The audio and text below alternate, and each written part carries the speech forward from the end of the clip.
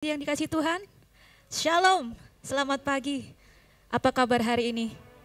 Luar biasa, puji Tuhan. Saya percaya Bapak Ibu yang hadir di tempat ini selalu dalam lindungan Tuhan. Amin.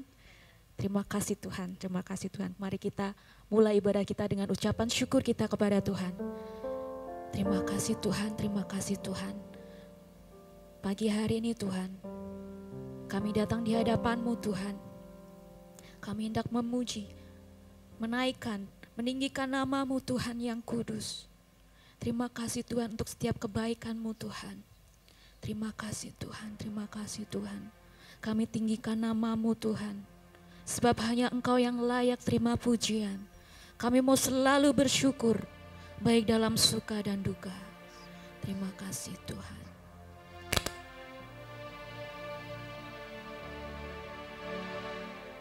Haleluya.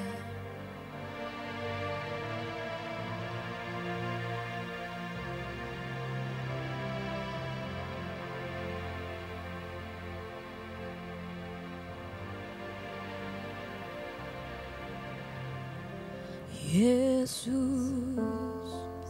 ku cinta Kau, ku tinggikan, ku agungkan. Aku kan memuji-Mu, baik di dalam suka dan duka.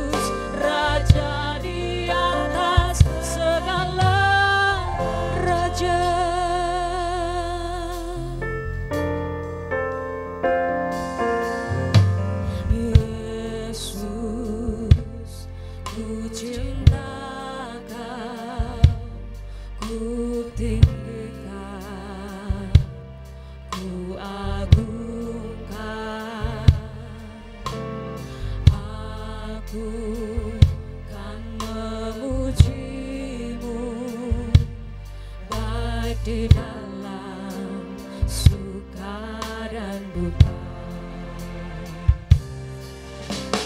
Yesus, ku cinta Kau, ku tinggikan, ku agungkan.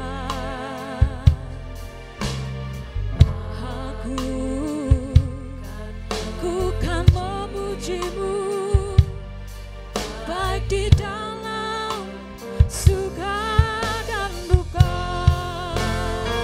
Sebab Kau layak terima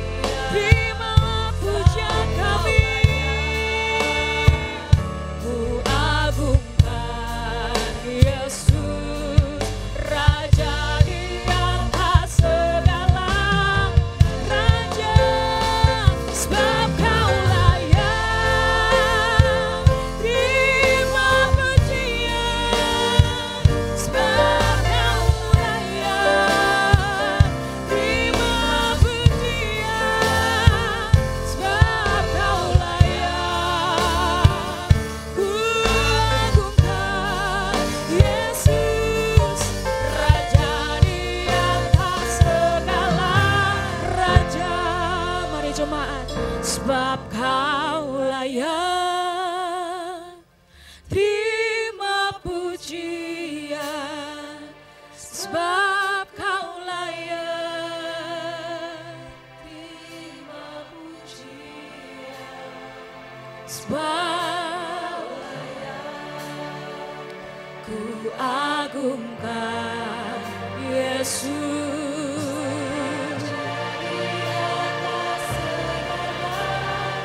Sekali lagi, sebab Kau layak, sebab Kau layak.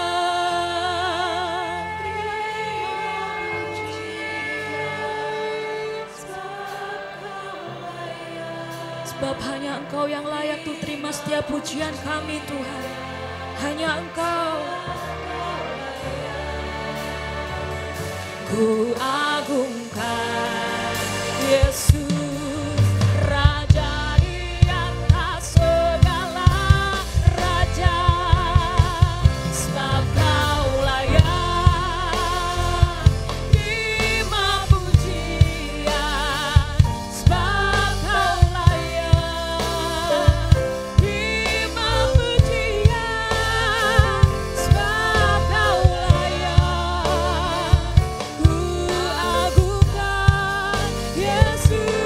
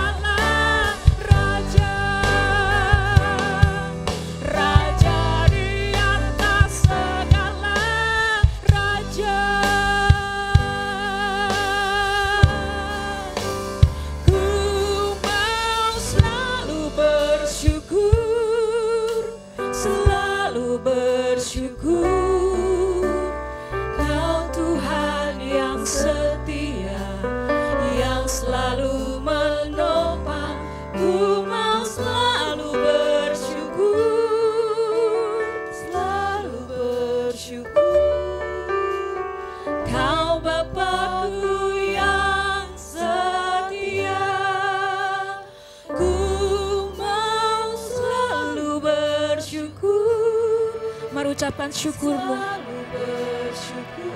atas setiap kebaikan Tuhan. Sebab Dia Allah yang setia, yang selalu menolong dan menopang hidup kita. Ku mau selalu bersyukur. Kau Bapa-Ku yang setia. Ku mau selalu bersyukur, selalu bersyukur. Kau Tuhan yang setia, yang selalu menolong. Ku mau selalu bersyukur, selalu bersyukur.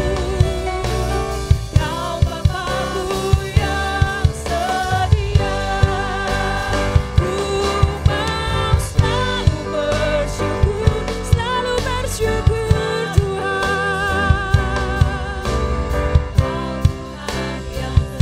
Kau Tuhan yang setia, Kau selalu menopang hidup kami Tuhan. Ku mau selalu bersyukur.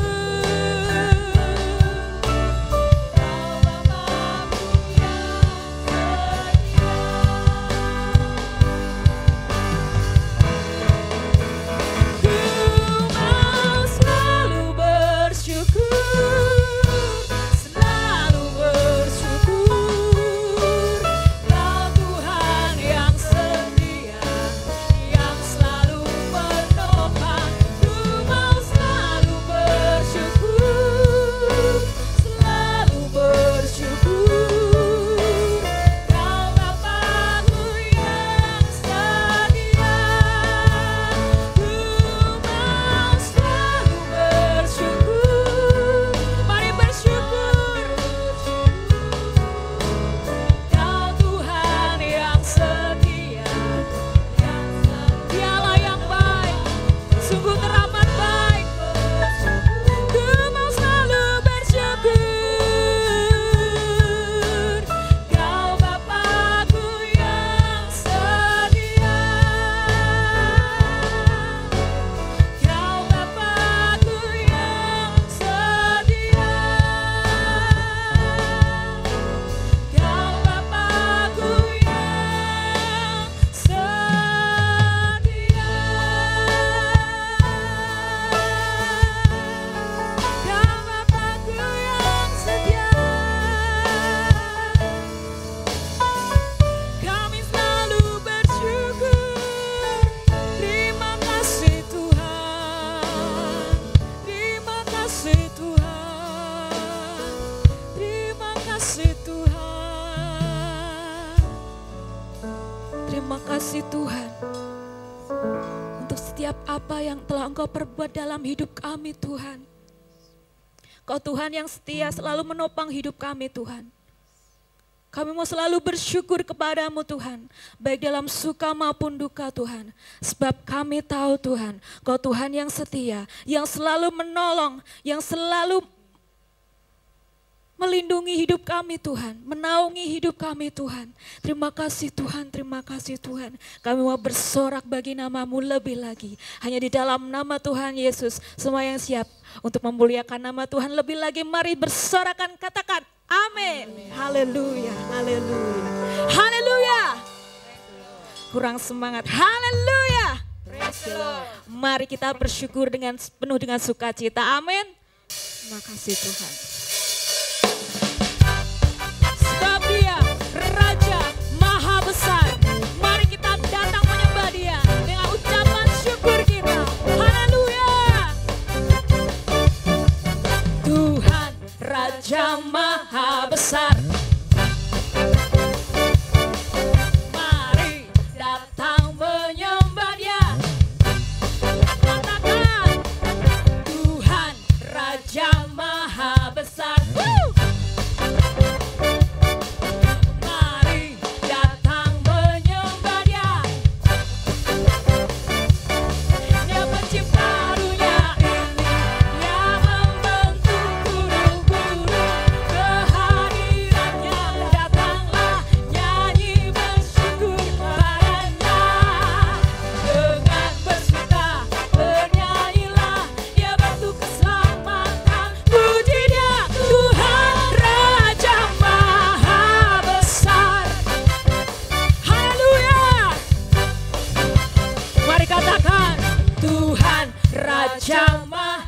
besar. Mari datang menyembah Dia, Tuhan Raja Maha Besar. Mari datang menyembah Dia, Dia pencipta dunia ini, yang membantu gunung-gunung.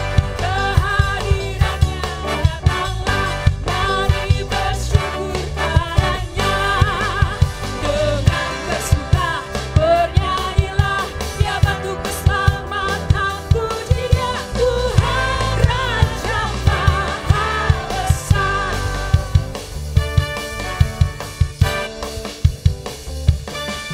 Tuhan Raja Maha Besar. Mari katakan bersama, mari datang menyembah Dia, Tuhan Raja Maha Besar. Tuhan Raja Maha Besar. Mari datang menyembah Dia, Dia pencipta dunia ini, yang membantu gunung-gunung. Kehadirannya datanglah, nyanyi bersyukur padanya. Dengan bersuka bernyanyilah, Dia batu keselamatan, puji Dia, Raja Maha. Dia pencipta dunia ini, Dia pencipta dunia ini, yang membantu gunung-gunung. Kehadirannya datanglah, nyanyi bersyukur padanya. Dengan bersuka bernyanyilah, Dia batu keselamatan, puji Dia, Tuhan Raja Maha. Dengan bersuka bernyanyilah, Dia batu keselamatan, puji Dia, Raja Maha Besar. Tuhan Raja Maha Besar. Katakan sekali lagi, Tuhan Raja Maha Besar.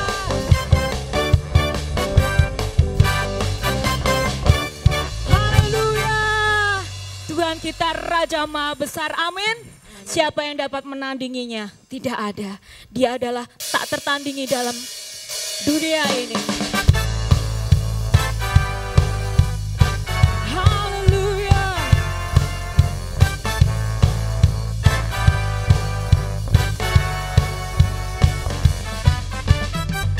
Pada siapa kau bandingkan perbuatannya yang heran? Tak ada. Kerajaannya yang terbentuk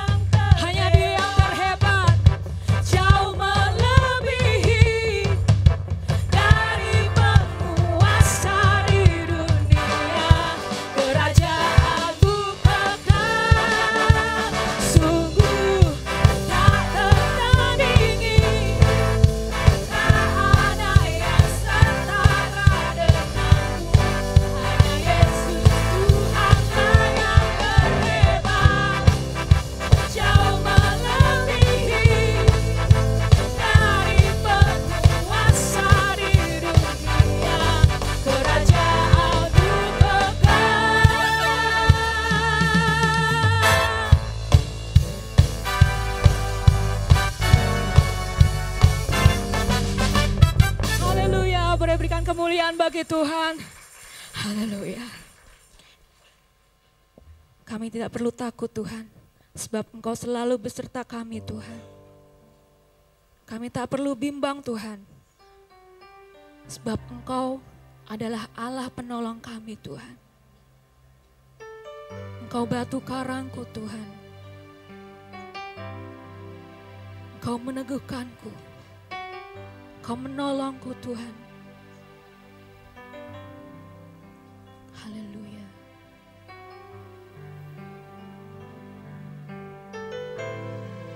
Ku tidak takut, sebab Kau besertaku. Ku tidak bimbang, sebab Engkau Allahku. Engkau meneguhkanku, bahkan menolongku. Kau batu karangku, Yesus Tuhan. Yesus memegangku dengan tangan kananmu. Yesus memberiku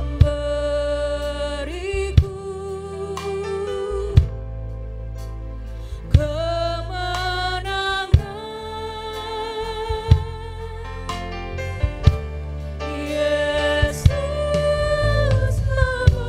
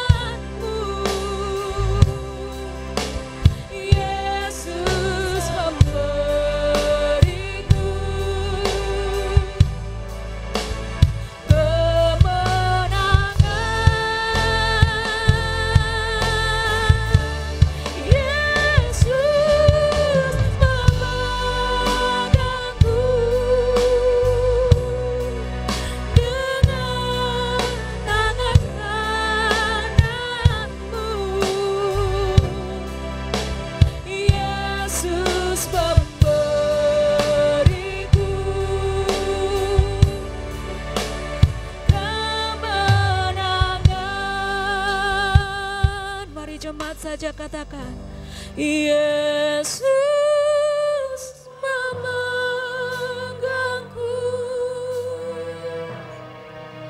dengan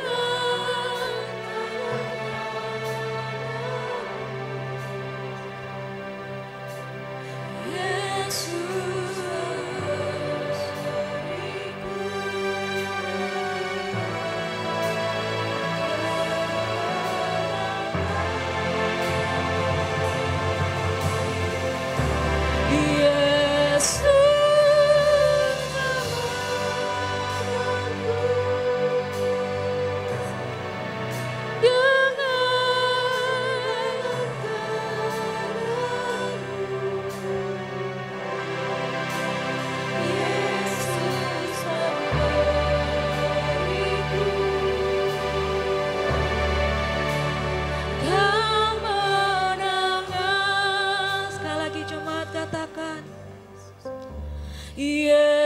Yesus memegangku. Kau memegang tangan kami Tuhan.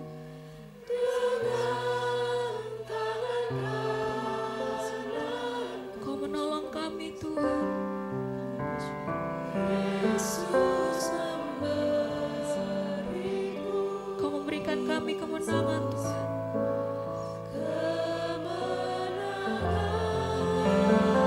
Pegang tangan kami Tuhan. Yesus memegangku dengan tangan. Rasakan kasih Tuhan.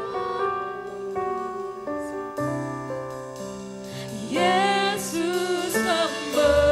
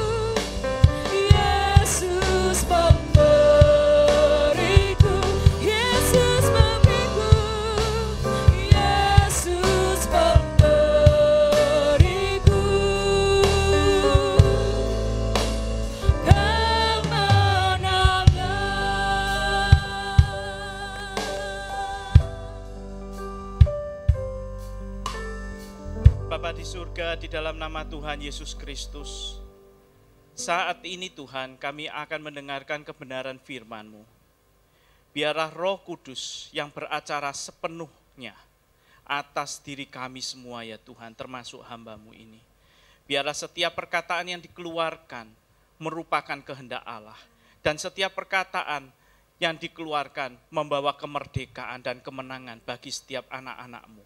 Terjadi perubahan cara berpikir yang akan membawa mereka berubah di luar sana. Bapa di surga, biarlah segala kemuliaan bagi nama-Mu, dan di dalam nama Tuhan Yesus Kristus, mari kita berdoa mengatakan amin. Mari Bapak Ibu silakan duduk kembali. Hari ini kita akan membahas tentang leadership. Sebenarnya ya Bapak Ibu ya, masalah leadership atau kepemimpinan itu tuh menjadi sesuatu yang biasa kalau kita bicara di luar sana, di luar gereja. Tapi jangan lupa, di gereja sendiri sebenarnya juga ada kepemimpinan. Yang rohani itu juga ada. Nah cuman kita kadang mengabaikan itu. Kita hanya berpikir di luar sana, ya, padahal enggak. Nah kita akan coba bahas secara menyeluruh ya. Slide kedua.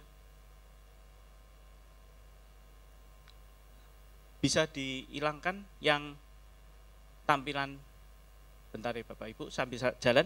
Jadi begini, kalau saya membahas tentang kepemimpinan, maka saya yakin di sini ada yang berpikir, khotbah hari ini nggak relevan sama saya, nggak ada hubungannya sama saya. Nah saya mau buktikan bahwa di slide kedua ya,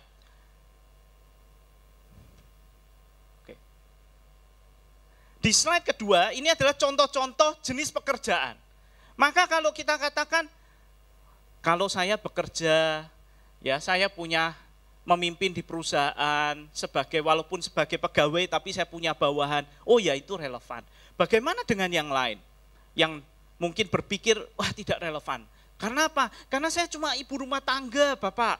Bagaimana saya menjadi seorang pemimpin? Bapak, Ibu, jangan salah. Ketika seorang ibu di rumah punya anak, maka anakmu itu adalah pengikutmu. Anakmu itu menjadikan engkau sebagai pemimpin, jangan salah. Jadi kalau seperti Bu Marina itu punya 3 anak, maka sebenarnya engkau 4 anak, maka engkau adalah pemimpin dari 4 orang. Kalau engkau punya 1 anak saja, maka engkau adalah pemimpin dari 1 orang. Ya kan? Nah permasalahannya, yang dikatakan pemimpin di dalam keluarga, itu kebanyakan kita berpikir hanya siapa? Bapak, suami. Tidak dengan ibu, tapi jangan salah. Coba survei dirimu sendiri, keluargamu sendiri, tanyain, siapakah yang dijadikan panutan di dalam keluarga Bapak Ibu? Ketika engkau tanyakan kepada anak, kebanyakan mengatakan justru mama. Kenapa? Karena mama memberikan, memimpin secara lahir dan batin, memenuhi lahir dan batin. Banyak bapak hanya memenuhi kebutuhan lahirnya, batinnya enggak. Lebih banyak habis waktunya di luar sana melakukan pekerjaan ataupun melakukan dengan teman-temannya dibanding dengan anak-anaknya. Makanya anak-anak lebih dekat kepada ibu. Kenapa? Ya karena bapak-bapak hanya memenuhi kebutuhan lahir, tidak kebutuhan batin dari anak-anaknya. Maka jawaban anak-anaknya akan seperti itu. Lalu, kalau yang belum menikah, ya, yang youth, ya, saya ini kan juga tidak punya pemimpin, tidak punya pengikut. Saya berarti bukan pemimpin. Lalu khotbah hari ini juga nggak relevan untuk saya. Saya katakan, jika engkau tidak punya pengikut, ya, minimal ada 1 pengikut. Yaitu siapa? Dirimu sendiri. Dirimu sendiri. Kalau engkau tiap pagi tidak bisa memimpin hidupmu sendiri, apa jadinya? Saya masih teringat di TikTok itu ya, ada sebuah video di mana seorang admiral, ya, jenderal bintang 4 Navy ya, berarti angkatan laut ya. Dia memberikan speech pengantar di saat wisudanya para taruna. Nah, dia mengatakan begini. Setiap pagi seluruh marinir itu diberikan satu tugas, yaitu merapikan tempat tidurnya setiap pagi. Kenapa? Kenapa suatu tugas yang enteng itu harus dilakukan dan semua marinir harus melakukannya? Karena admiral berkata begini, jika engkau saja tidak disiplin dan memimpin dirimu untuk merapikan tempat tidurmu, bagaimana engkau bisa dikirim untuk bertempur dan memenangkan pertempuran? Jika engkau sendiri tidak bisa memimpin dirimu sendiri, bagaimana bisa perang dimenangkan? Nggak mungkin. Jadi anak-anak yang youth, jika engkau tiap pagi tidak bisa memimpin dirimu dengan hal yang paling kecil, yaitu merapikan tempat tidurmu sendiri, bagaimana engkau bisa memimpin dirimu sepanjang hari, menyelesaikan tugas sekolah, seluruh tugas yang diberikan orang tuamu, les dan segala macamnya. Apalagi ditambah dengan pelayanan. Bagaimana mungkin jika engkau tidak bisa memimpin dirimu pada hal yang paling kecil? Nah, oleh karena itu khotbah hari ini berarti sangat relevan terhadap semua orang. Baik engkau berkeluarga, engkau tidak berkeluarga, baik engkau masih sekolah, semuanya relevan. Lalu, kita mengambil gambaran adalah Tuhan Yesus Kristus sendiri. Kenapa? Karena firman Tuhan berkata begini, Roma 8 ayat 29. Sebab semua orang yang dipilihnya dari semula, mereka juga ditentukannya dari semula untuk menjadi serupa dengan gambaran anaknya, supaya anaknya itu menjadi yang sulung di antara banyak saudara. Artinya kita dipersiapkan, yaitu ketika kita dipilih, kita ditentukan untuk menjadi serupa seperti Yesus. Makanya kenapa pada pagi hari ini firman Tuhan akan mencari gambaran bagaimana kita menjadi serupa seperti Yesus. Karena firman Tuhan mengatakan begitu. Kita ini menjadi serupa seperti Yesus. Nah, itu menurut firman Tuhan. Bagaimana menurut pandangan dunia? Kalau kita pelajari di data CNN ya, jadi ini data saya ambil valid dari CNN 2018. Kenapa saya tidak pakai 2023? Karena tidak ada yang menvalidasi, takutnya salah. Tapi karena ini ada data dari CNN Indonesia, maka valid kan, bisa dipakai ya. Nah, dikatakan begini, jumlah Kristen Katolik itu sekitar 2,38 miliar manusia di bumi. Sedangkan Islam 1,91 orang, lalu Hindu sekitar 1,16 miliar orang, Buddha 500 juta orang di dunia. Nah, dari data ini, maka kita berarti bisa menyimpulkan Kristen Katolik jumlah terbanyak. Sekarang saya tanya, siapakah pemimpin tertinggi yang dijadikan pemimpin tertinggi di dalam kekristenan dan Katolik? Yesus. Jadi tidak salah kalau kita mempelajari kepemimpinan dari seorang pemimpin yang bernama Yesus. Karena pengikutnya di dunia paling banyak. Tapi ketika saya mencari data ini, saya menemukan suatu fakta yang sangat mengagetkan. Bahwa ternyata ateis jumlahnya 1,1 miliar orang. Bahkan hampir mengalahkan Hindu dan Buddha. Mengalahkan jumlah pengikut Buddha yang cuma 507 juta. Jadi ateis berkembang dengan sangat pesat sampai saat ini. Karena jumlahnya 1,1 miliar. Dan ini harusnya kita miris ya Bapak Ibu. Kita sebagai seorang Kristen yang punya keluarga, kita harus pastikan bahwa anak kita tidak di dalam kelompok yang 1,1 miliar, yang ateis. Karena dunia semakin modern, semakin berkembang dengan teknologi AI, semakin banyak yang tidak percaya Tuhan. Nah, jadi Bapak Ibu sepakat bahwa khotbah hari ini sangat relevan.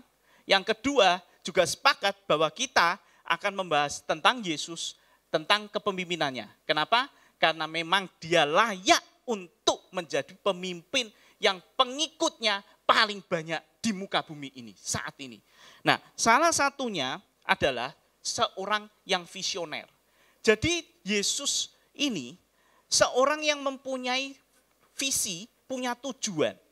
Bahkan ketika dia dilahirkan di muka bumi dan dia memulai pelayanannya, itu dia sudah tahu tujuannya apa loh. Dia tahu tujuannya adalah menggenapi rencana Bapa, yaitu mati di atas kayu salib. Supaya apa? Semua orang tidak ada yang binasa. Jadi dia tahu jauh ke depan. Dan dia tahu apa yang dia lakukan. Nah, pertanyaannya, apakah anak-anak Tuhan saat ini, terutama yang memiliki pengikut, baik di tempat kerja, ataupun di keluarga, ataupun di gereja memimpin, apakah mereka tahu mau kemana? Mau dibawa kemana sih? Apa cuma sekedar hidup, bangun jam 7, tiap hari begitu aja? Tujuan hidupmu apa sih sebenarnya, Bapak Ibu? Saya mau tanya, engkau sebagai pemimpin, kalau engkau tidak tahu mau kemana, pengikutmu tahu nggak mau kemana? Ya pasti nggak tahu. Nah, di sini ada suatu cerita, ya saya juga melihat. Jadi terjadi kejadian itu di tahun 1995 di New Zealand. Itu terjadi sekelompok domba, 1.500 domba, itu terjun rame-rame ke jurang. 1.500 domba. Nah, tidak pernah terjadi di dunia suatu kejadian domba itu bunuh diri 1.500 rame-rame. Lalu dikirimlah sebuah universitas itu melakukan penelitian ke sana.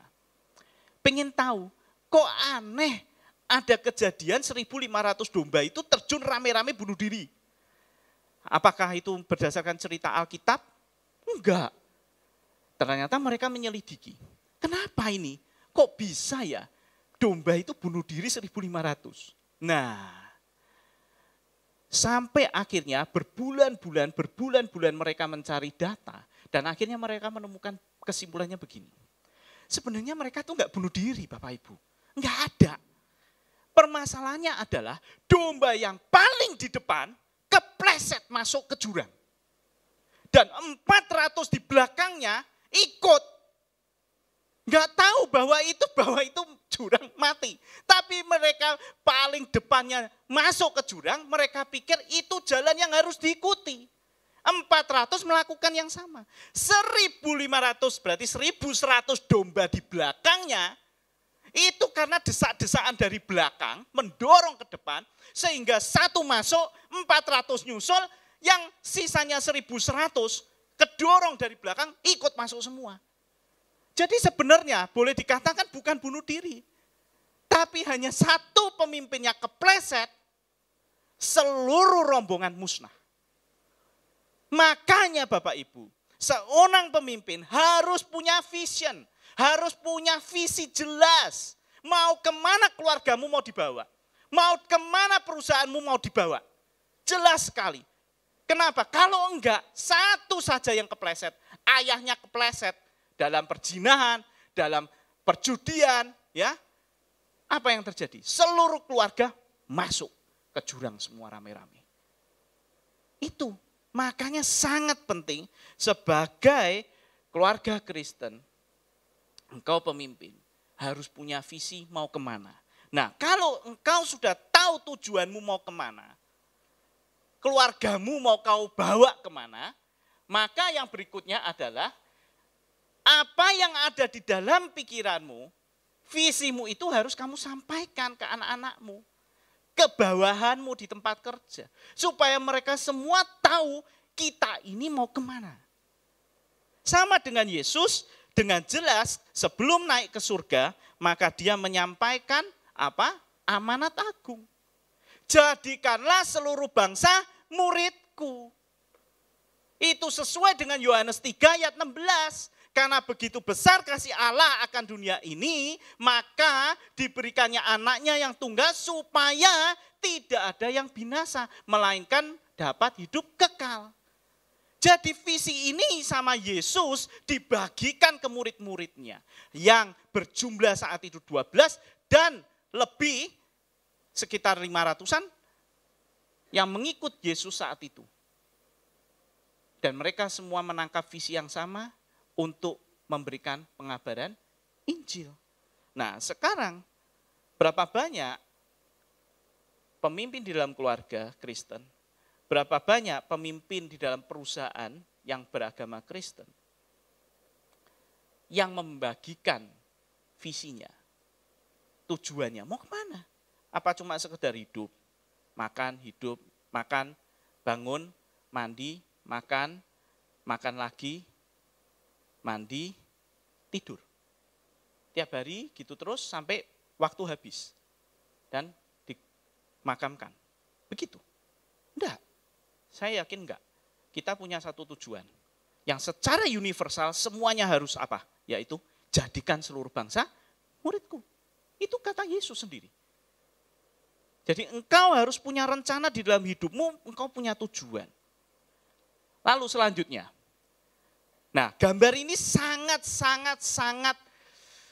membuat saya miris terhadap diri saya. Saya mau katakan Bapak Ibu, saya berdiri di sini, membawakan khotbah tentang kepemimpinan, saya mengakui bahwa saya belum sempurna. Saya belum layak untuk dijadikan role model. Kenapa?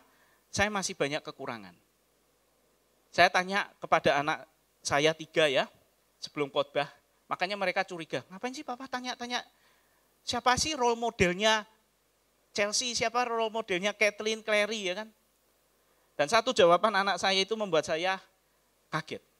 Bahwa dia mengatakan bahwa, not you Papa, bukan kamu. Karena engkau masih banyak kelemahan. Dan saya bilang, saya mau akui di sini, ya saya masih banyak kelemahan. Sangat banyak. Tapi gara-gara itu, saya mengerti akhirnya saya harus mengatasi kelemahan saya. Dan saya mau katakan kepada 3 anak saya juga saat ini, bahwa jangan jadikan saya role modelnya, tapi jadikan Yesus Kristus role modelmu. Jangan saya, tapi Yesus. Karena saya masih banyak kelemahan dan saya akan perbaiki itu. Bapak Ibu kalau perhatikan ya, sekarang secara sadar atau tidak sadar, perhatikan sekitarmu. Berapa banyak anak-anak youth yang menjadikan role modelnya itu bukan Yesus, bukan Tuhan. Tetapi justru si jahat. Dengan ornamen-ornamennya, pakai pakaian hitam, terus tanda-tanda kalung, belum lagi badannya ditato dengan gambar segala macam bentuk yang menunjukkan role model mereka adalah si jahat. Ya kan? Mungkin gak se-ekstrim itu Bapak Ibu. Mungkin gak se-ekstrim itu. Tapi bagaimana dengan cosplay, manga yang ada di Jepang itu? Mereka berpakaian seperti tokoh-tokoh yang di dalam cosplay itu. Menjadikan role model. Belum penyanyi-penyanyi, ya kan? Penyanyi-penyanyi terkenal. Berapa banyak yang dijadikan role model. Masalahnya mereka tidak ada satu pun yang benar. Dan itu yang dijadikan role model mereka Bapak Ibu. Oleh anak-anakmu, bayangin. Terus mau dibawa kemana keluargamu? Kalau role modelnya bukan Tuhan Yesus. Nah, gambar ini menurut saya sangat miris. Kenapa? Karena kadang kita pemimpin, ya, kita melihat dari sudut mata kita. Betul ya? Oh, kita pemimpin, ini pengikut. Harus ikut ya, manut. Nah, tapi pernah enggak kita sebagai pemimpin melihat dari belakang? Di mana apa sih yang dipikirkan dari pengikut kita tentang kita sebagai pemimpin? Jangan-jangan maaf loh Bapak Ibu. Ketika engkau menanyakan kepada pengikutmu, mereka mengatakan apa? engkau pemimpin yang jahat, engkau pemimpin yang keras, engkau pemimpin yang egois, engkau pemimpin yang tidak punya kasih. Apalagi kita orang Kristen, kasih adalah yang terutama. Ya kan? Coba pernah enggak kita berpikir dari kacamata mereka pengikut kita? Apa yang mereka katakan tentang kita? Nah, kalau yang dikatakan adalah semua yang negatif, lalu firman Tuhan mengatakan kita serupa seperti Kristus, terus gimana? Nah, kita ini akan menjadi serupa Kristus, apa menjadi serupa si jahat? Kok pengikut kita komentarnya menilai kita semuanya negatif? Jadi Bapak Ibu, sebaiknya kita melakukan introspeksi ya. Kalau engkau pemimpin, cobalah introspeksi. Introspeksi dirimu sendiri. Apakah engkau sudah jadi pemimpin yang baik? Apakah engkau sudah menjadi role model yang baik bagi pengikutmu? Ya. Dan terutama juga bagi anak-anakmu. Makanya jangan terlalu berharap ya, kalau orang tua yang tidak mampu menjadi role model yang baik, maka anaknya juga tidak akan menjadi role model yang baik. Kenapa? Karena ada peribahasa mengatakan buah jatuh tidak jauh dari pohonnya. Nah itu. Makanya orang tua, engkau punya beban yang sangat berat. Apalagi orang tua di dalam Kristus. Karena engkau punya tugas untuk membawa anak-anakmu serupa seperti Kristus. Bagaimana anak-anakmu bisa menjadi serupa seperti Kristus? Jika orang tuanya aja jauh sekali dari gambaran serupa dengan Kristus. Ya kan? Nggak mungkin. Lalu kita belajar yang berikutnya. Seorang pemimpin harus menyontoh Yesus Kristus sendiri. Karena apa? Karena dia berani rela berkorban. Berapa banyak pemimpin, maaf ya saya ini belak-belakan saja. Berapa banyak pemimpin ketika menghadapi permasalahan yang diajukan pengikutnya, bawahannya. Berapa banyak ketika akan memecat seseorang, itu yang disuruh bawahannya. Dia nggak berani untuk menghadapi sendiri. Berapa banyak pendeta membangun gereja,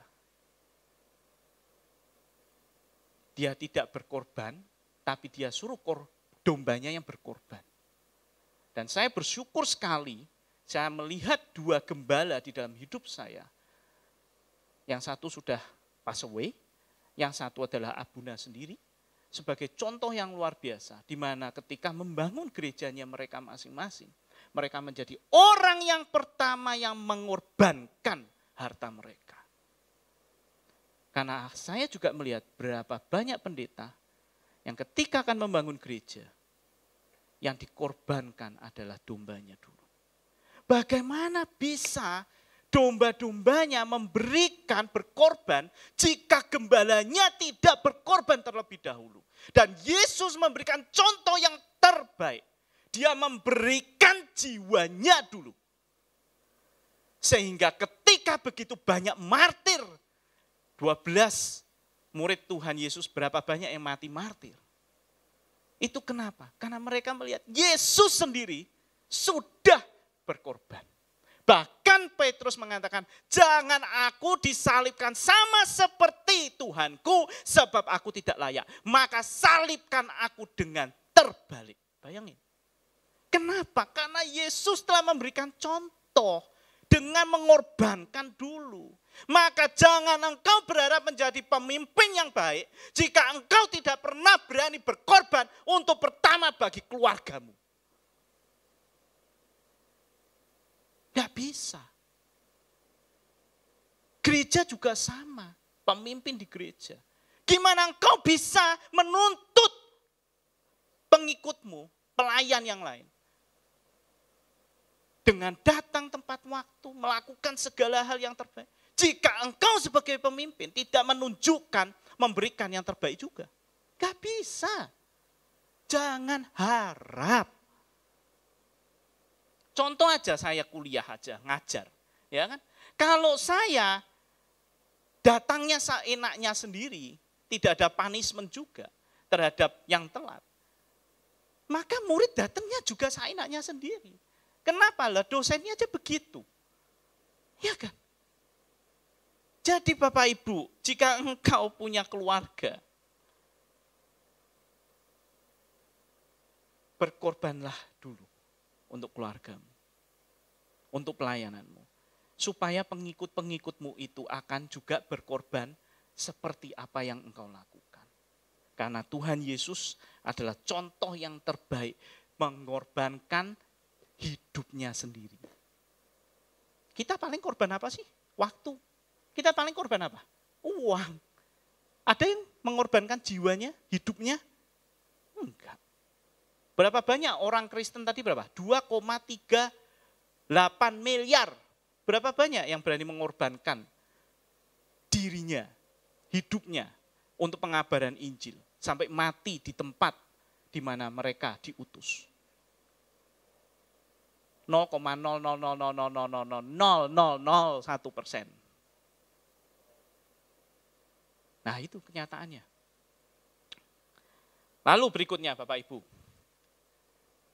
Belas kasihan.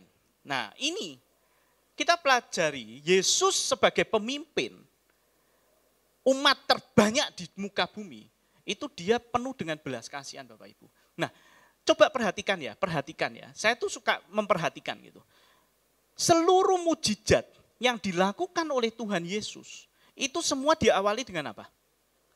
Tergeraklah oleh belas kasihan.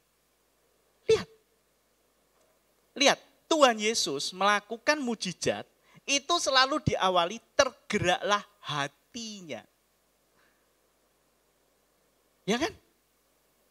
Lihat, perhatikan itu. Berarti, ini kuncinya yang dimiliki Tuhan Yesus ketika di dalam pelayanannya itu sebagai pemimpin, dia mempunyai belas kasihan. Nah, seberapa banyak kita orang Kristen yang punya belas kasihan, terutama di tempat kerja. Lu SOP-nya begini kok Pak. Betul. Tapi pertanyaannya, apakah engkau punya belas kasihan juga untuk menanyakan apa yang terjadi? Karena begini Bapak Ibu, saya sudah pernah khotbahkan ini kan. Saya kan pernah elel-elelan sama Tuhan gitu ya. Jadi suatu kejadian yang membuat hidup pandangan saya berubah, totali berubah.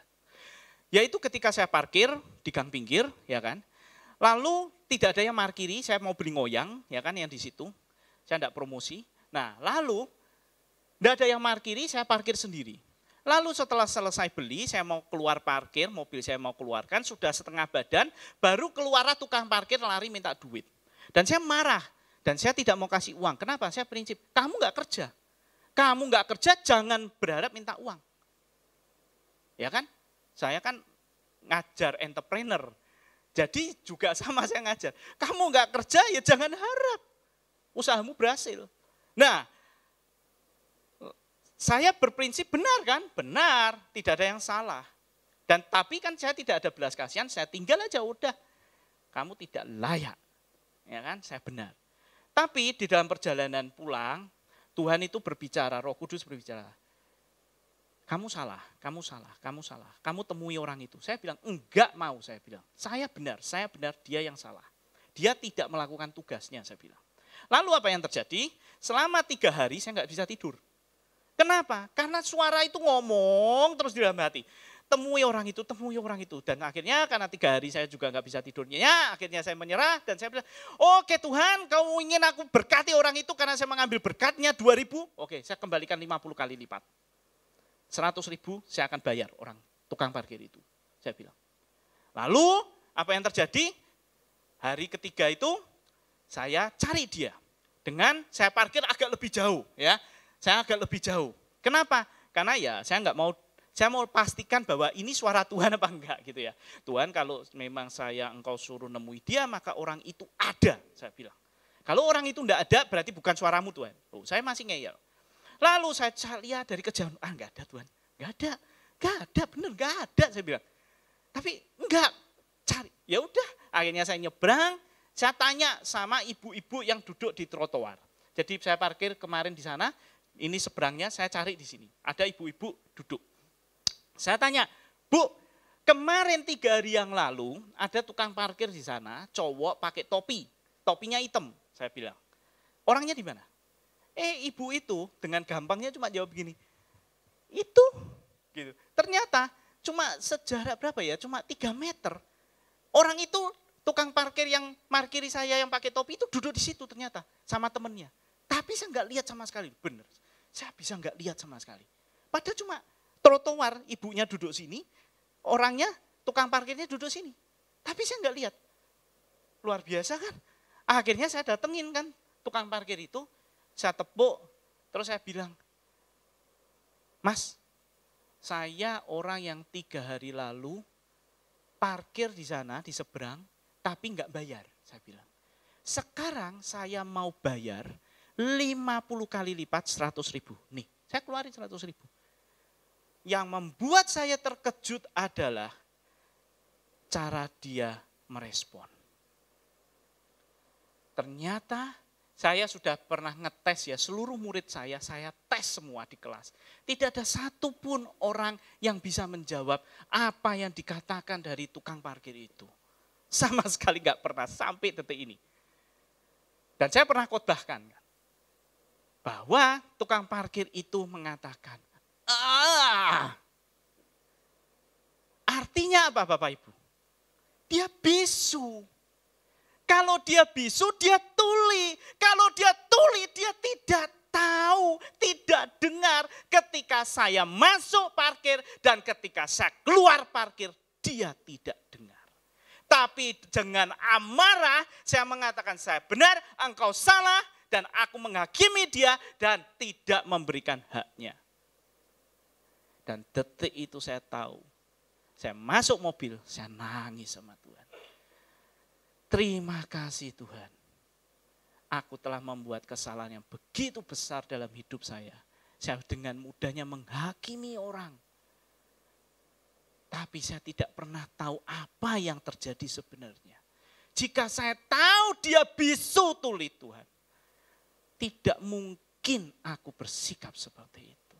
Dan sejak itu Bapak Ibu, saya sama murid-murid saya berubah total. Dulu masuk telat, keluar. Kita sudah sepakat ya 10 menit, engkau telat, keluar, saya nggak mau tahu.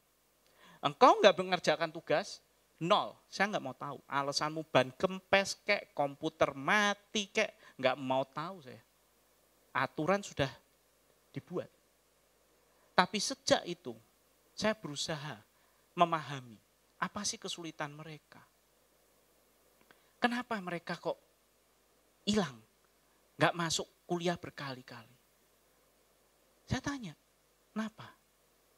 Dari situ Bapak Ibu, dari belas kasihan, ternyata saya menemukan bahwa banyak murid saya itu punya kesulitan banyak sekali. Dan saya jauh lebih beruntung dibanding mereka. Dan saya mengucapkan syukur Tuhan, terima kasih posisi saya jauh lebih baik dari mereka. Dan saya berikan kesempatan untuk mereka menyelesaikan, minta tugas, saya kasih tugas. Intinya saya tidak menghakimi seperti orang Farisi. Tuhan Yesus pun tidak pernah menghakimi loh, seperti wanita yang dirajam karena perzinahan.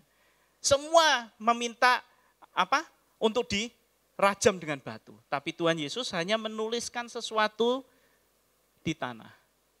Dan dia mengatakan barang siapa yang tidak pernah berdosa, lemparkan batu terlebih dahulu. Bayangin. Orang semua malu dan mundur. Demikian saya juga. Ketika saya dulu begitu saklek menerapkan aturan, tanpa belas kasihan. Ketika Tuhan tegur dengan sebuah kejadian yang sederhana seperti itu. Saya mengatakan bahwa setiap orang itu hidupnya ada masalah yang tidak kita ketahui. Dan itu yang harusnya kita bantu untuk menyelesaikan. Dan tahu enggak Bapak Ibu, berapa banyak murid yang akhirnya kembali ke Tuhan hatinya. Mereka mungkin sudah Kristen Katolik lama sejak lahir. Tapi mereka tidak kenal Tuhan mereka. Mereka punya kesulitan, tidak ada yang bantu. Mereka kepahitan sama orang tuanya loh. Tapi ketika dengan dikonselingi, belas kasihan, menghabiskan waktu saya juga. Tapi berapa banyak yang kembali ke Tuhan? Bukankah tujuan kita di muka bumi ini adalah amanat agung? Jadikanlah semua bangsa murid Yesus. Engkau yang di tempat kerja, ketika engkau lihat bawahanmu, engkau tahu bawahanmu ada masalah. Enggak mau tahu, potong aja gajinya. Tapi engkau tahu enggak ada masalah apa? Jangan-jangan itu cara Tuhan untuk membuka bagimu suatu pelayanan untuk menjadikan mereka murid Yesus. Karena semua yang diciptakan, semua murid yang mengaku murid Yesus, harus melakukan amanat agung. Gak ada pilihan. Saya katakan tidak ada pilihan. Karena engkau akan kembali ke surga menghadap tahta kasih karunia. Engkau akan juga ditanya, engkau sudah melakukan amanat agung belum? Berapa banyak orang yang sudah kau jadikan muridku? Engkau ditaruh pada posisi leader, itu tidak hanya kebetulan Bapak Ibu. Karena di situ satu-satunya kesempatan engkau bisa menjadikan orang lain menjadi murid Yesus. Karena engkau punya pengaruh. Dan engkau punya kesaksian hidup yang luar biasa untuk dibagikan. Nah, saya mau tunjukkan ini ya. Ketika saya mempersiapkan khotbah ini, saya teringat pada satu kaisar namanya Kaisar Liu Bei. Dia di 161 sampai 223 Masehi. Ini dia ada di kisah 3 negara Samkok ya. Kenapa sih saya kok kadang khotbah tuh nyinggung-nyinggung Samkok? Ya maaf Bapak Ibu, saya itu buku Samkok segini saya habiskan. Ya saya baca semua itu kan saking sukanya. Terus waktu saya kuliah itu kan zaman itu ada mainan komputer namanya Samkok ya. Jadi saya semua mainan, satu kos itu semua mainan Samkok bareng-bareng. Jadi saya tahu semua tokohnya, semua kejadiannya saya tahu semua. Nah, termasuk kisah ini. Ketika pertempuran di Changsan ya. Mungkin saya mengatakan nama kotanya salah ya, Changsan. Itu pasukan Liu Bei itu kalah jumlah dari Cao Cao dan dia harus keluar meninggalkan. Nah, beserta rakyatnya. Lalu jenderalnya, pilihan jenderal-jenderalnya yang top itu mengatakan begini. Udah, kamu lari dulu. Selamatkan dirimu dulu Kaisar, pokoknya. Karena engkau yang terpenting.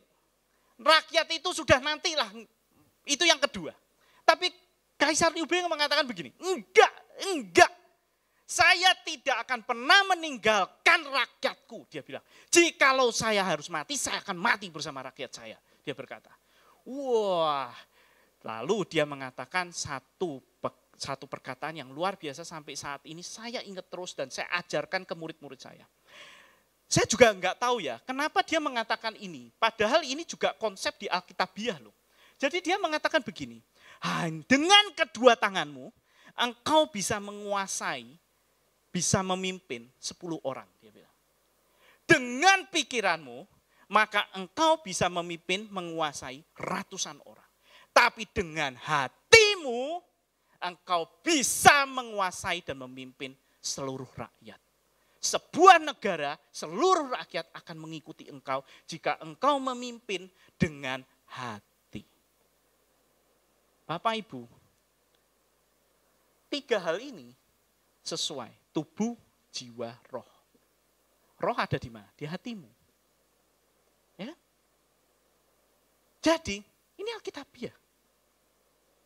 Jika kita mengandalkan kekuatan fisik, hanya terbatas 10 orang yang kita bisa pimpin. Kalau dengan pikiran, ratusan orang, ribuan. Tapi dengan hati, jutaan jiwa akan mengikutimu. Dan itu sudah dibuktikan oleh Yesus. 2,38 miliar mengikut Yesus. Why? Hati belas kasihan. Itu terbukti. Lalu berikutnya, melayani. Bapak Ibu, di dalam leadership, kepemimpinan di dunia sekuler, justru kebalikan. Kita sebagai pemimpin dilayani. Tapi dengan Yesus ternyata dibalik. Bahwa kita sebagai pemimpin, kita justru melayani. Dan contoh Tuhan Yesus yang terbaik adalah mencuci, membasuh kaki para murid-muridnya. Bayangkan. Bisa dipahami. Sekarang saya tanya, seberapa banyak kalian, para pemimpin Kristen, yang melakukan ini? Justru melayani atau dilayani? Jujur-jujuran aja. Jujur-jujuran saja. Tuhan Yesus telah memberikan contoh. Jadi kita tahu apa yang harus kita contoh, yaitu melayani. Jadi Bapak Ibu, kalau engkau di dalam pelayananmu engkau menggerutu, mengeluh, sebaiknya lihat role model kita, Tuhan Yesus. Raja di atas segala raja, meninggalkan tahta, mati di kayu salib, bersedia membasuh kaki para muridnya. Dia memberikan contoh yang ekstrim semua. Sehingga di mana belum ada manusia yang melakukannya. Setelah itu baru pengikut-pengikutnya melakukannya. Karena dia menciptakan standar yang paling tinggi. Supaya pengikutnya bisa mengikutinya sama. Lalu yang berikutnya adalah integritas. Integritas di dalam sekuler ini selalu diajarkan. Kita harus integritas. Tapi permasalahannya seberapa banyak sih kita tahu integritas itu apa sih? Ya bisa buka googling lah. Ya kan, sekarang coba pejabat-pejabat itu kalau mau dilantik, mereka membuat apa? Menandatangani fakta integritas. Fakta integritas artinya adalah perjanjian integritas. Nah, sekarang perjanjian integritas itu perjanjian apa? Kalau Bapak Ibu googling, itu dijelaskan begini. Engkau bertindak sesuai dengan nilai yang ada pada dirimu. Kalau engkau berkata tidak korupsi, maka secara integritas engkau tidak melakukan korupsi. Nah, cuman perbedaannya begini Bapak Ibu. Kenapa banyak orang yang melanggar? Karena tidak berintegritas. Loh, kok bisa? Karena begini. Jangan sampai ketika seseorang itu melakukan tidak korupsi, itu karena diawasi. Tapi begitu pengawasnya hilang, dia korupsi. Integritas contoh lagi seperti ini. Ujian, anak lagi ujian. Dibilang enggak nyontek, ya kita tidak akan nyontek. Tapi begitu yang pengawas ujiannya hilang, enggak ada, kencing keluar ya ke toilet. Wah, mana? Lihat nomormu nomor 5, jawabannya apa? Lah, itu enggak berintegritas. Artinya apa yang kamu lakukan, apa yang kamu tindakanmu itu tidak sesuai dengan nilai-nilai apa yang kamu katakan, yang kamu anut gitu loh. Nah, dalam perspektif yang kata sederhana adalah berintegritas itu tidak memakai topeng. Jadi kamu itu tulus, wajahmu ya apa yang dilihat ya itu, tidak bertopeng. Jangan sampai ketika tidak ada pemimpin, wah topengnya dilepas, wah sudah kelakuan yang asli keluar. Begitu pemimpinnya datang langsung pakai topeng. Ya, di depan Abuna seperti malaikat. Begitu Abuna enggak ada seperti si iblis. Ya toh jelek ke sana dan segala macam. Itu kenyataan. Ini yang dimaksud integritas. Dan Tuhan Yesus sangat berintegritas. Pemimpin dengan pengikut 2,38 miliar itu pasti berintegritas. Pasti. Enggak mungkin enggak. Kalau enggak, kita mau ikut orang yang enggak berintegritas. Yang pakai topeng. Enggak maulah. Sama ketika anakmu lihat, wah papa di depan khotbah tapi di luar minum, di luar night club dan segala macam. Loh ini kan gak sesuai dengan apa yang dikhotbahkan. Apa mau ikut, mau jadi pengikut seperti papa seperti itu? Enggak mau, sama. Jadi jangan harap engkau menginginkan anakmu menjadi pengikutmu kalau engkau tidak berintegritas. Kelakuanmu beda antara apa yang kau ucapkan di depan teman-temanmu di gereja dengan di rumah. Di gereja kayak malaikat, di rumah kayak setan. Ya kan? Dan ini juga refleksi bagi diri saya sendiri loh Bapak Ibu. Bukan untuk Bapak Ibu tok, ini bagi saya sendiri. Ya. Nah, jadi Bapak Ibu, kita sudah bahas ya. Pertama, seorang pemimpin seperti Yesus harus visionary, punya visi, punya tujuan. Lalu dia juga menjadi model ya. Lalu dia juga harus berani rela berkorban duluan sebelum pengikut-pengikutnya. Lalu juga memiliki belas kasihan dengan hati, bukan dengan pikiran saja. Ya, aturan-aturan, tapi tidak selamanya aturan itu bisa ditegakkan. Bagaimana engkau bisa dengan menggunakan hati, engkau melihat perspektif yang berbeda. Dan ketika engkau melihat perspektif yang berbeda, di situ Tuhan membuka jalan untuk engkau masuk memberitakan Injil kabar baik. Ya, lalu melayani bukan dilayani. Dan yang terakhir, integritas. Apakah ini yang terakhir? Tidak Bapak Ibu, ya. Silakan pemain musik maju ke depan. Nah, kita lupa bahwa seorang pemimpin ada satu yang terakhir yang harus dipegang. Dan ini seringkali kita lupa. Padahal kita sudah mengucapkan loh. Kita pasti yang sudah menikah juga sudah mengucapkan. Tapi kadang kita lupa. Di dalam kita menjalani hidup sehari-hari kita lupa. Nah, itu yang disebut dengan komitmen Bapak Ibu. Engkau seorang pemimpin, punya integritas, pasti punya komitmen. Jika engkau sudah berkomitmen, aku mau melayani Tuhan, ya layanilah Tuhan dengan sepenuh hatimu. Komitmen itu yang menjaga kita tidak keluar dari jalur. Nah, Bapak Ibu, di dalam hidup kita hubungannya satu, ke Tuhan dan yang kedua dengan manusia. Nah, di dalam dua hubungan ini, sebenarnya kita punya masing-masing satu komitmen.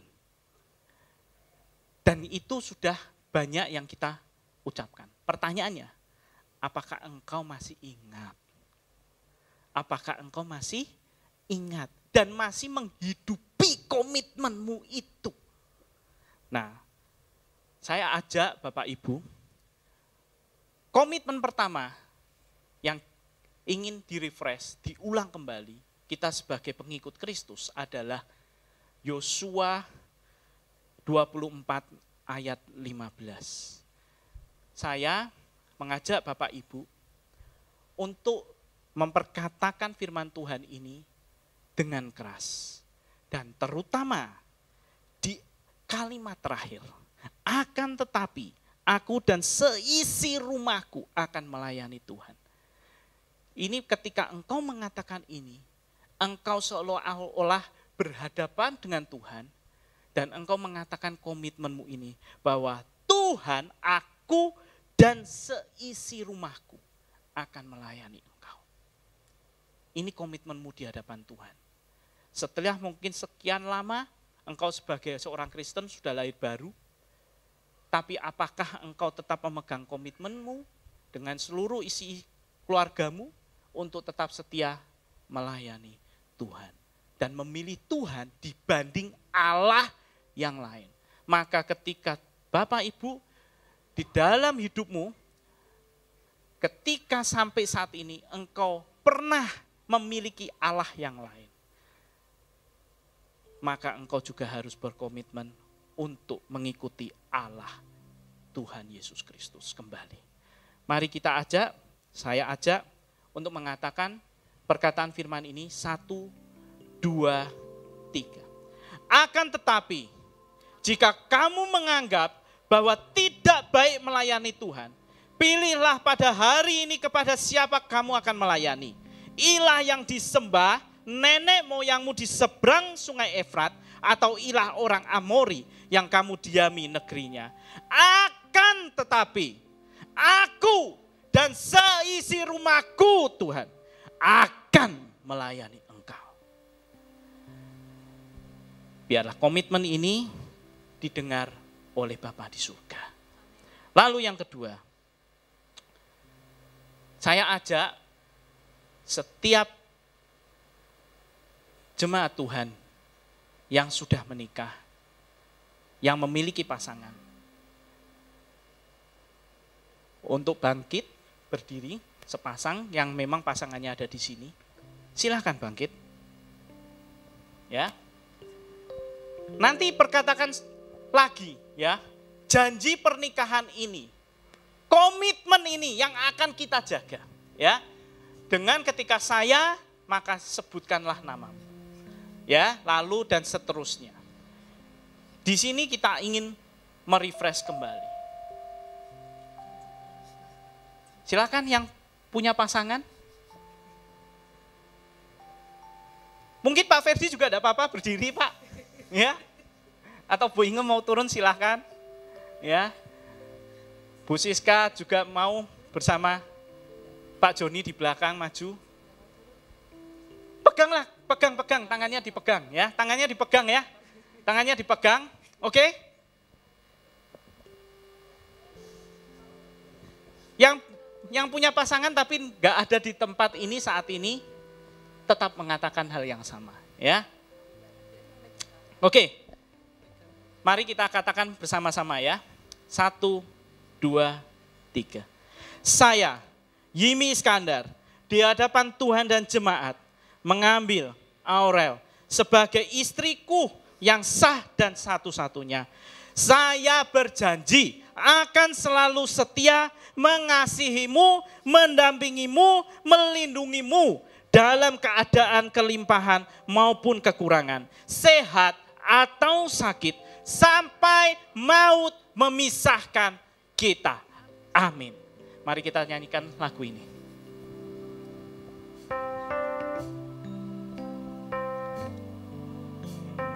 Mari kita nyanyikan lagu ini Bapak Ibu, sebagai kita pemimpin-pemimpin orang Kristen, menjadikan hidup kita menjadi berkat bagi pengikut kita. Hidup ini untuk melayani Tuhan. Jangan sia-siakan waktu yang Tuhan beri. Hidup ini harus jadi berkat. Oh Tuhan, pakailah hidupku selagi aku masih kuat. Bila saatnya nanti ku tak berdaya lagi, hidup ini sudah jadi berkat. Bapak Ibu, lagu ini mengatakan dengan jelas, jadilah berkat ketika kita masih kuat. Jangan sudah tidak berdaya baru kita memikirkan mau jadi berkat, Bapak Ibu. Jangan. Tolong pikirkan, renungkan. Jangan kau melayani Tuhan ketika engkau sudah lemah. Tapi layanilah Tuhan selagi engkau masih kuat. Selagi engkau masih kuat membuka mulutmu, memuji Tuhan. Selagi engkau tanganmu masih bisa diangkat. Selagi kakimu masih digerakkan, bisa digerakkan. Lakukanlah itu untuk Tuhan. Demikian juga untuk anak istrimu, keluargamu. Layanilah mereka, pujilah mereka, senangkanlah mereka. Ketika engkau masih ada waktu. Percuma engkau mengatakan aku mengasihimu ketika dia sudah tiada. Tapi katakanlah itu selagi yang kau kasihi masih ada di sampingmu. Itu jauh lebih berarti. Mari kita nyanyikan lagu ini dengan penuh pengertian. Mari kita nyanyikan. Hidup ini adalah kesempatan. Hidup ini untuk melayani Tuhan. Jangan waktu yang Tuhan beri. Hidup ini harus jadi berkat. Oh Tuhan, pakailah hidupku selagi aku masih kuat. Bila saatnya nanti ku tak berdaya lagi, hidup ini sudah jadi berkat. Oh Tuhan, pakailah hidupku selagi aku masih kuat. Bila saatnya nanti ku tak berdaya lagi, hidup ini sudah jadi berkat. Oh Tuhan, pakailah hidupku selagi aku masih kuat. Bila saatnya nanti ku tak berdaya lagi, hidup ini sudah jadi berkat. Hidup ini sudah jadi berkat. Hidup ini sudah jadi berkat. Bapa di surga, di dalam nama Tuhan Yesus Kristus, biarlah kebenaran firman-Mu pada pagi hari ini memerdekakan kami, merubah cara berpikir kami, dan merefresh semua apa yang telah kami komitmenkan sejak awal. Tuhan, kami ingin melayani Engkau, dan sepanjang hidup kami melayani Engkau, dan mengasihi keluarga kami, dan sesama kami, dan terutama ya Tuhan, kami menjadi saluran berkat-Mu, menjadi saluran untuk memberitakan kabar baik. Biarlah setiap jiwa yang ada di luar sana yang belum mengenal Engkau, baik yang sudah mengenal Engkau tetapi terhilang selama ini, mereka kembali menerima Engkau kembali sebagai Tuhan dan Juru Selamat, dan mengundang Engkau masuk ke dalam hati mereka. Terima kasih Tuhan, meneraikan setiap apa yang disampaikan di dalam firman Tuhan. Biarlah kami menjadi orang yang berintegritas Tuhan, tidak menjadi orang Kristen yang memakai topeng. Dan kami menjadi orang Kristen yang mau berbelas kasihan dan mengorbankan dari diri kami. Di dalam nama Tuhan Yesus Kristus, bentuklah kami menjadi pemimpin seperti Engkau. Amin.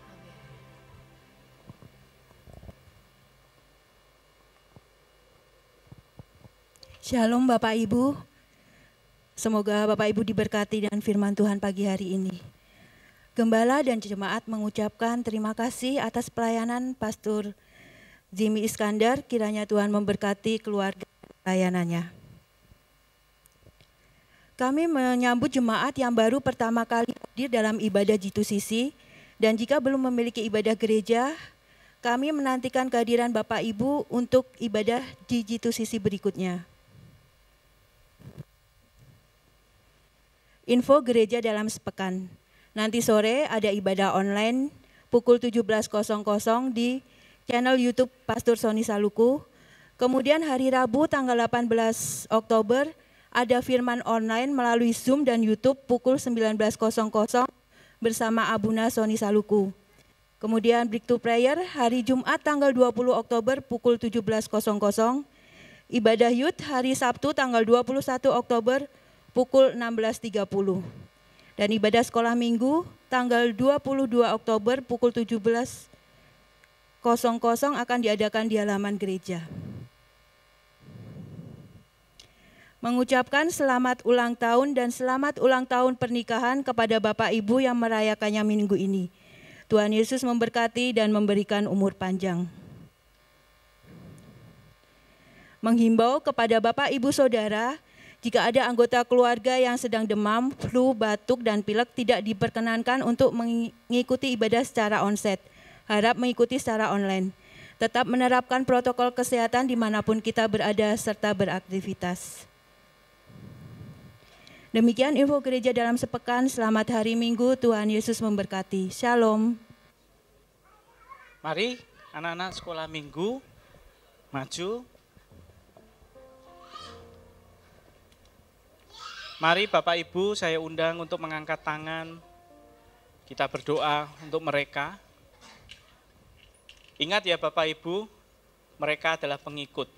Kita yang diikuti. Ya. Jadi kita doakan mereka juga.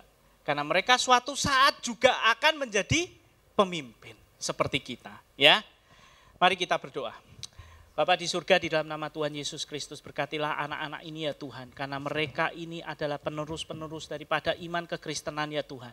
Di mana mereka pergunakanlah Tuhan menjadi alat-Mu yang hebat di akhir zaman. Supaya begitu banyak kesaksian yang muncul atas mereka, dari hidup mereka. Dan biarlah nama Tuhan dipermuliakan ya Tuhan.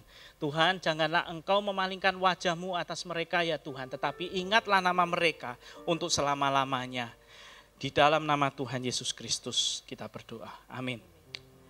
Mari Bapak Ibu, saya undang untuk berdoa penutup. Mari kita undang berdiri. Saya undang berdiri. Mari kita tutup ibadah kita pada pagi hari ini. Di dalam nama Tuhan Yesus Kristus, saat ini ya Tuhan, kami menutup ibadah kami dengan berkat. Biarlah Tuhan memberkati setiap hati, setiap jiwa yang membutuhkan pertolongan dari Tuhan. Barang siapa yang sakit disembuhkan. Barang siapa yang butuh pemulihan, Tuhan pulihkan. Barang siapa yang membutuhkan pertolongan, Tuhan tolong. Dengan cara Tuhan, bukan dengan cara manusia pikirkan. Segala apa yang engkau lakukan dengan kedua tanganmu dibuat berhasil. Dan segala persembahanmu dibuat oleh Tuhan berkenan dan menerima berkat kembali. Di dalam nama Tuhan Yesus Kristus, bukalah kedua tanganmu. Dan terimalah berkat Tuhan memberkati engkau dan melindungi engkau. Tuhan menyinari engkau dengan wajahnya dan memberi engkau kasih karunia. Tuhan menghadapkan wajahnya kepadamu dan memberi engkau damai sejahtera. Yang percaya berkata, amin.